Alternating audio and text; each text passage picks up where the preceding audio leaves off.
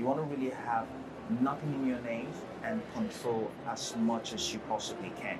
Congratulations with the news, obviously having your calendar booked out with speaking engagements, a motivational speaker. How does it feel from your journey being now into a speaker and, as a CEO running a business at the same time?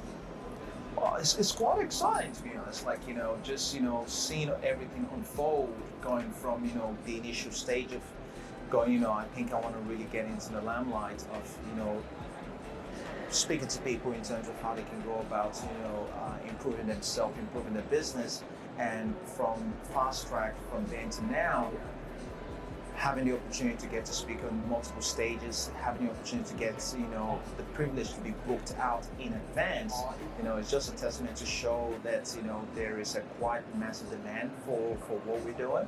So I'm super excited about that. To be honest, I really can't wait to see what 2025 is going to start for me as well. And how long have you had this vision for to be doing speaking engagements? I would say it's been back of my mind for quite a while because, when you think about speaking itself, it's something I do on a regular basis, but it hasn't really been something that I've been strategic about. It hasn't been something that I've been, going, I really want to make this a core aspect of what I do itself. So I do speak in boardrooms. I've been doing that for many years, but strategically going, okay, you know what, I want to make this like a core approach where I can pass on wisdom and knowledge. No, I haven't done that.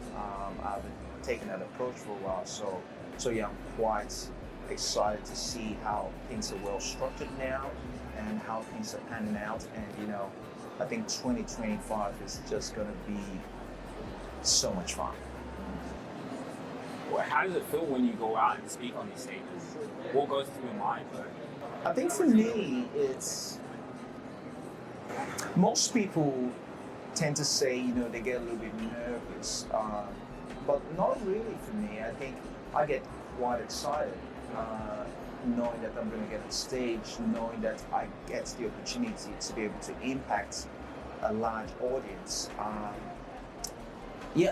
actually do really get excited, and sometimes those excitements could feel like a little bit of some sort of nerves or but it's just how you can get so excited, you can get yourself so excited into being a little bit nervous in a way, but within a couple of minutes it just kind of wears off anyway for me. But yeah, it's really more about the excitement of getting there and impacting others based on the knowledge I have and seeing how we can share that information on a wider scale, I guess.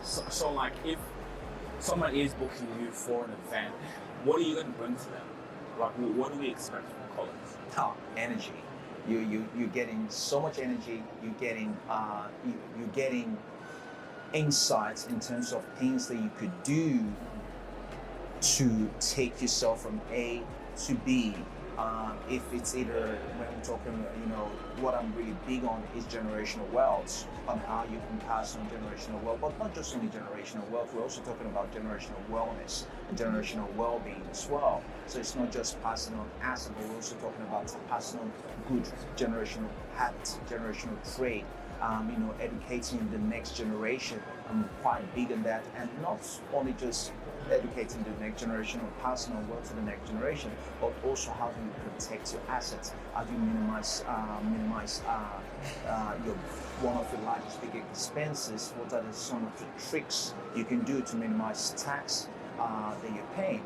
How can you make sure that you're protecting your assets to make sure it is safely passed on to your next generation, and so much more. So there's so much to be expected from me whenever I get on stage. And sometimes, I add on a little bit some kind of fun in the whole process when I'm doing that, just because it comes to me quite natural. And, just being up there, having the opportunity to be able to impact others is quite remarkable, I would say. It's powerful.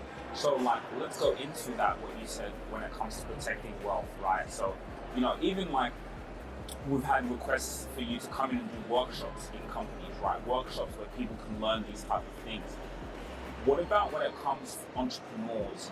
How can they protect their assets, especially through tax? What are some strategies that you go into or you dive into to someone to protect their wealth and what they work hard for, right? Yeah.